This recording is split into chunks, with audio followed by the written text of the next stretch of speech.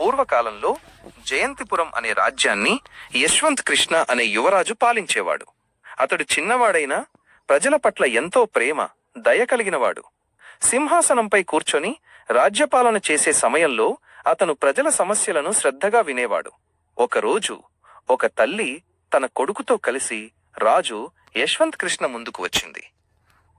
ఆ తల్లి భయంతోనూ వినయంతోనూ రాజు ముందు నిలబడింది.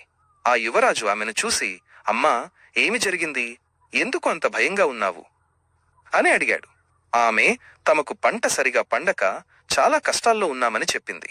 యశ్వంత్ కృష్ణ వెంటనే స్పందించాడు. అతను తన సైనికులను పంపి ఆమె పొలానికి కావలసిన వనరులను, ధాన్యాన్ని ఇచ్చేలా చూశాడు. ఆ తల్లి, కొడుకు చాలా సంతోషపడ్డారు. యువరాజు యశ్వంత్ కృష్ణ కేవలం దయగల రాజు మాత్రమే కాదు, అవసరమైనప్పుడు ధైర్యంగా పోరాడే వీరుడు కూడా. తన రాజ్యాన్ని రక్షించడానికి అతను గుర్రంపై స్వారీ చేసి శత్రువులతో పోరాడి విజయం సాధించేవాడు. అతని పాలనలో ప్రజలు ఎంతో సంతోషంగా, సురక్షితంగా జీవించారు. అందుకే యశ్వంత్ కృష్ణను ప్రజల రాజు అని పిలిచేవారు.